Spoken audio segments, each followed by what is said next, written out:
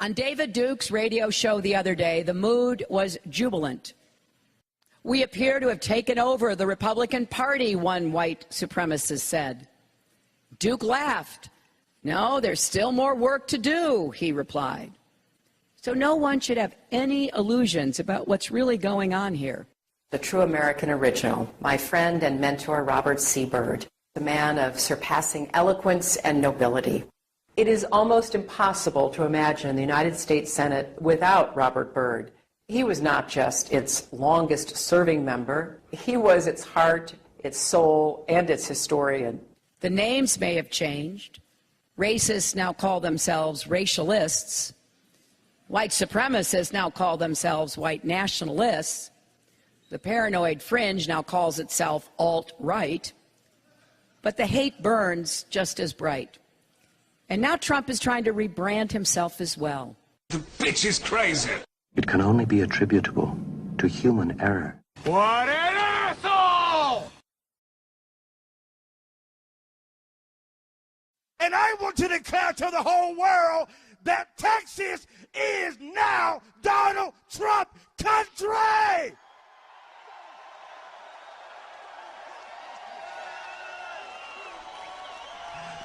Because I know without a shadow of a doubt, Texas, that the great state of Texas will never allow Hillary Clinton to become the next president of the United States of America.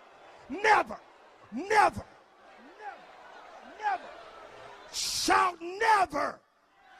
Shout never. Never will we allow that woman to ever step foot back inside the White House. Because you know why? We don't trust a lying criminal. I wanted to basically test them by, throwing out some ideals and seeing how he reacted to them.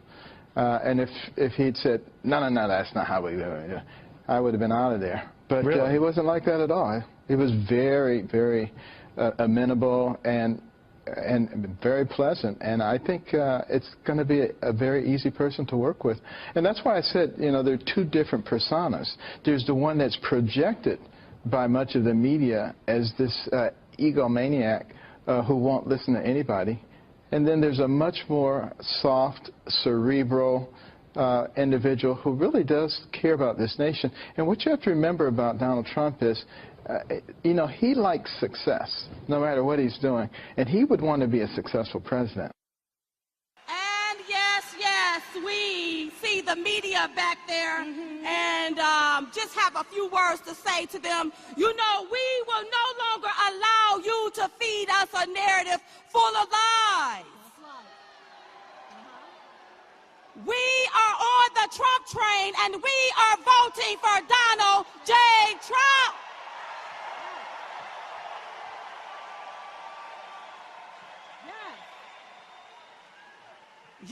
They only smear who they fear.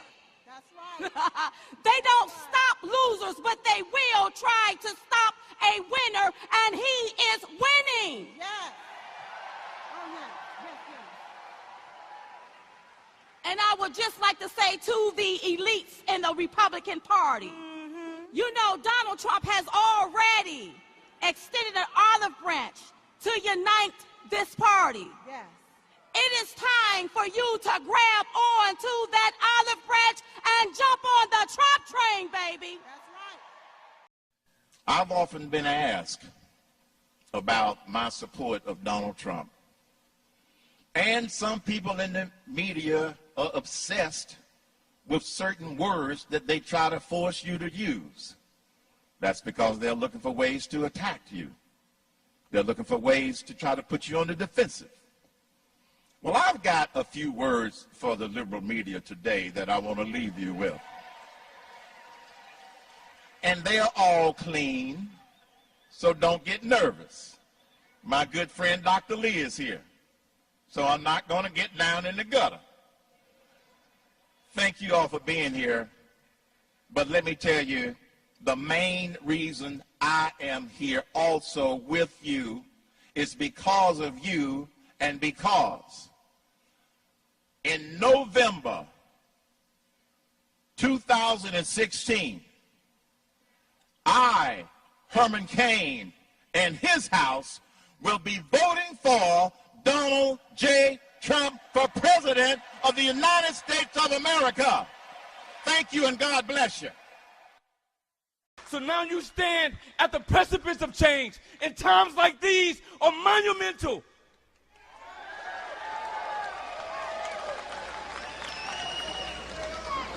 We must not allow our people to fail. We must not allow the return of slavery. We must prove President Johnson wrong. He thought that the black community would sell their birthright for a bowl of soup. For 200 years, he was sadly mistaken.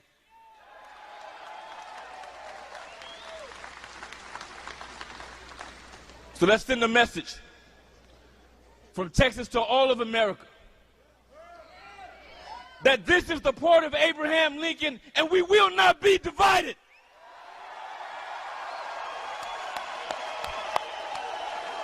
Trump!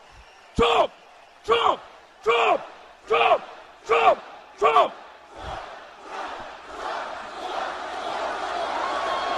God bless Texas. God bless America. And God bless you all. Thank you.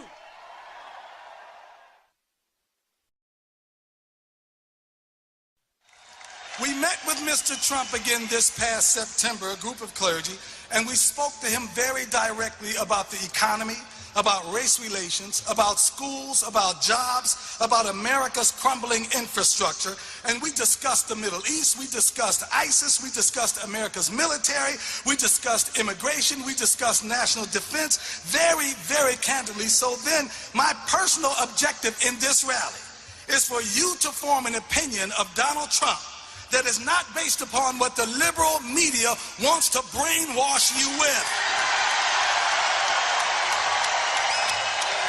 All of you, listen, I'm born and raised in Cleveland. I know how we are, I know how we roll, I know how we think. All of you are here today because you are independent thinkers.